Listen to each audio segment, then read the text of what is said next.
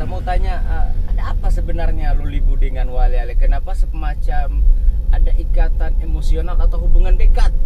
Karena sampai melibatkan delegasi Lolibu atau perangkat adat Lolibu di acara Wale-Ale itu, mungkin Pak Yusri bisa jelaskan. Ya, jadi memang antara Lolibu dengan Wale-Ale ini tidak hanya ikatan kultural, tetapi juga bahkan genealogis. Ya, Jadi ya. Dalam perspektif kedua kelompok adat ini, kedua mereka ini saudara, adik kakak. Oke teman-teman, selamat pagi semuanya. Halo, jumpa lagi dengan saya Sahlan Gokasinta. Hari ini Senin ya? Senin ya, tanggal 12 April ya. Jadi kebetulan hari ini saya bersama Pak Yusri. Mungkin teman-teman di sini sudah tidak asing lagi dengan beliau ini. Dia adalah salah satu budayawan Buton ya. Jadi beliau ini mungkin banyak sekali mencatat tentang budaya-budaya yang ada di Kepulauan Buton, khususnya di Buton Tengah ini. Jadi hari ini alhamdulillah saya jumpa beliau di mobil beliau, dan kebetulan juga saya sedang bersamanya ini. Ada agenda yang sangat menarik pagi ini. Kebetulan juga kita mendapatkan undangan atau panggilan di salah satu desa di Kabupaten Muna. Kabupaten Muna apa ya? Kabupaten Muna. Iya, Kabupaten Muna, di Desa Wale-Ale. Jadi agenda kita pagi ini, kita mau menuju ke Wale-Ale. Di sana ada acara pesta kampung atau pesta adat yang setiap tahun atau berapa kali setahun Pak Yusri? Setiap tahun ya diadakan ritual adat itu. Dan hari ini saya bersama Pak Yusri. Ya mungkin teman-teman sudah bisa melihat di layar kamera. Ya, hari ini beliau pagi ini gagah sekali, ini sudah pakai kopiah hitam, kemudian kemeja putih. Saya curiga ini Pak Yusri ini mungkin dia atau beliau ini salah satu masuk sebagai perangkat adat mungkin ya Pak, atau mungkin apa ya, mungkin banyak tokoh-tokoh masyarakat di Wale-Ale sana mengenal atau tahu tentang Pak Yusri ini. Tapi teman-teman, sebelumnya saya mau bincang-bincang sekaligus kita dalam perjalanan menuju Wale-Ale ini. Mungkin kita akan bincang-bincang mengenai Wale-Ale. Jadi Pak Yusri, bagaimana menurut Pak Yusri itu tentang Wale-Ale? Ya, jadi Pak Sahlan, saya memang dekat dengan banyak tokoh dan perangkat adat. Salah satu yang paling saya dekat itu memang dengan Wale-Ale. Ya.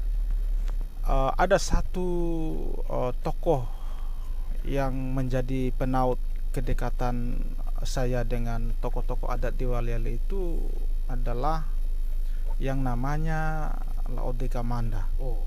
Ya, jadi Laode Kamanda itu adalah Lakina Wale-Ale yang menurut catatan pada kami itu menjabat kira-kira pada tahun 1914-an. Kira-kira di tahun-tahun seperti itu. Beliau itu adalah kolaki sebelum kolaki Wale-Ale yang terakhir. Namanya yang terakhir kolakinya itu adalah Laoden Digamu. Jadi sebelum Laoden Digamu itu ada satu orang tokoh namanya Laode Kamanda, atau sebagian orang menyebutnya Ode Buluranda ya, karena dada sampai perutnya itu Berbulu ya, berbulu. Pak? Berbulu. Ya, dia memang kalau dalam cerita yang disampaikan oleh bapak dan kerabat-kerabat kami, ciri-ciri fisik beliau itu disebutkan kulitnya putih, tinggi, besar, dan memang dada sampai perutnya itu lebat dengan bulu. Itulah Pak Sahlan yang menjadi semacam penaut hubungan saya dengan perangkatnya Waleale. Waleale ini kan sangat dekat juga dengan Lolibu. Jadi hari ini Pak Sahlan dalam acara ritual hari ini kita juga akan melihat rombongan adat Lolibu. Oh begitu ya Pak? Iya.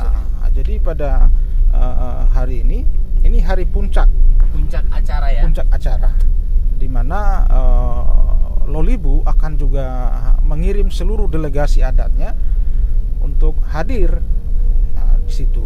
Mungkin Pak Yusri sedikit ya, saya mau tanya ada apa sebenarnya Lolibu dengan Waleale? Kenapa semacam ada ikatan emosional atau hubungan dekat? Karena sampai melibatkan delegasi Lolibu atau perangkat adat Lolibu di acara Waleale itu, mungkin Pak Yusri bisa jelaskan. Ya, jadi memang antara Lolibu dengan Waleale ini tidak hanya ikatan kultural, tetapi juga bahkan genealogis. Ya, Jadi dalam perspektif kedua kelompok adat ini, kedua mereka ini saudara, adik kakak begitu. Sehingga dalam pengertian sebagai saudara itu, kalau saudara yang satu sedang melakukan ritual, maka wajib harus hadir saudaranya yang satunya lagi. Berarti rumpun mereka ini Pak Yusri? Serumpun ya? Iya. Jadi Tapi, misalnya begini. Misalnya di Lolibu itu kan ada ritual Kasampuni Napa. Iya. Ya kan? Ya. Itu dalam ritual Kasampuni Napa, orang-orang perangkat adat Waleale juga ambil bagian. Dalam bentuk apa mereka mengambil peran? Misalnya dalam ritual itu kan ada tradisi meminum arak, ya. Oh itu araknya itu harus arak dari Waleale. Tidak boleh arak dari tempat lain. Tidak boleh. Oh, iya. Tidak boleh.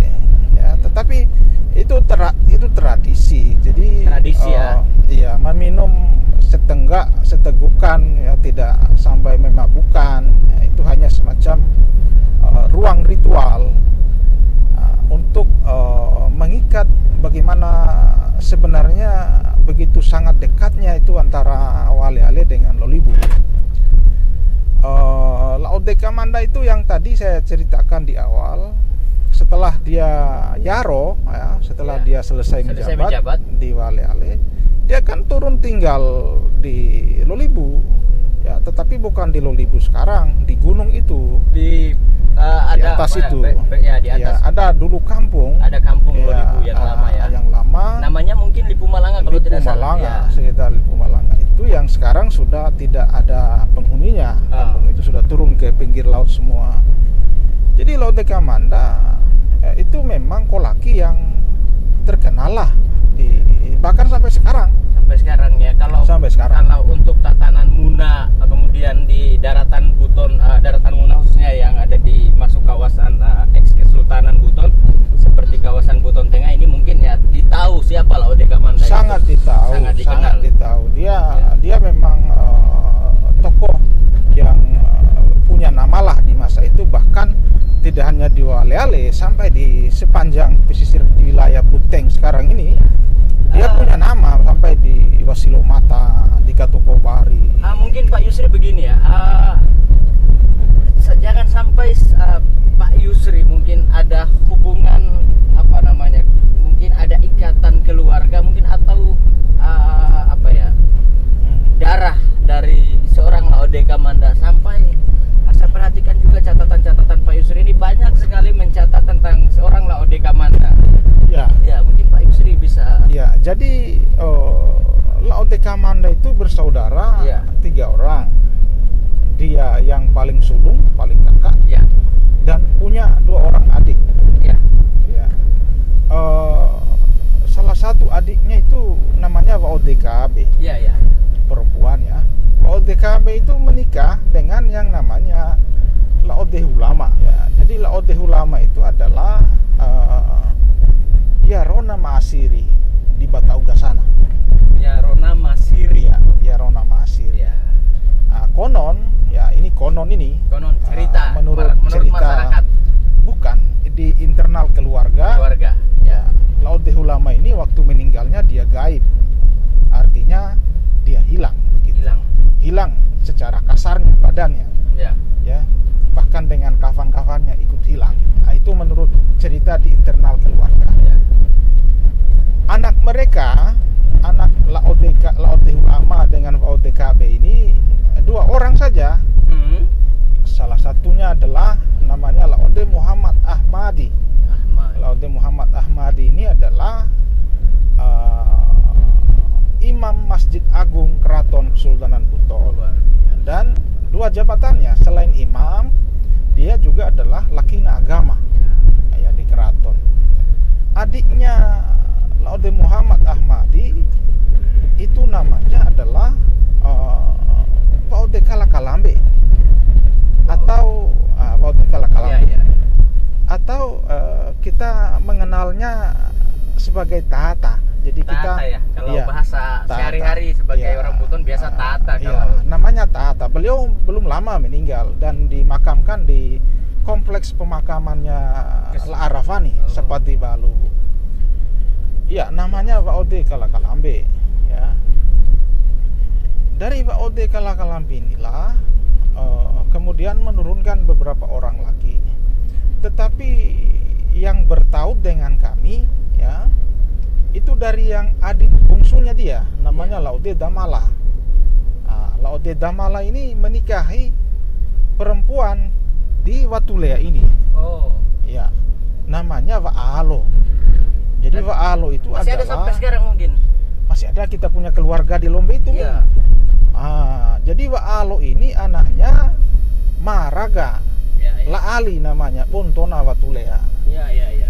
Jadi Laode Damala, adiknya Laode Kamanda, itu menikah dengan Waalo, Laode Ali, ya, atau Laali, ya. Biasa juga dipanggil namanya Maraga, Pontona Watulea. Lahirlah Waode Era. Waode Era ini ibunya saya punya bapak begitu. Oh. Ya. Jadi Waode Era itu adalah cucunya Laode Kamanda, Ya, ya. kemanakannya begitu, kemanakannya Laode Kamanda. Pertautan itu dari situ pertautannya.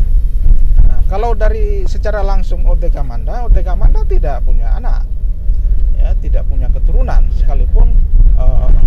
Tapi turunan dulu, tadi ya. Iya. Yang menghubungkan. Iya, tautannya dari saudara-saudaranya beliau. Tetapi sekalipun Laode Kamanda tidak punya anak, dia mengangkat banyak anak. Maka anaknya banyak sekali di mana-mana. Ya, anak angkat semua. Dan mereka semua itu begitu sangat dekat dengan Laode Kamanda. Ya, dan saya kira memang kalau dalam tradisi kepemimpinan mungkin sudah seperti itu. Ketika seorang pemimpin yang bijaksana, Oh iya. banyak sekali dia mengangkat Iya. anak-anak yang mungkin dia wajib, menurut dia mungkin ya sebagai kewajibannya untuk bagaimana caranya membesarkan anak-anak tersebut. Iya, jadi kalau saya ke Lolibu, saya ke Lasongko, saya ke Wasilomata, saya ke Katukubari. Sangat diterima masyarakat Oh, di sana. kenal lah, siapa yang tidak kenal Laode Kamanda? Ya, ya. Iya.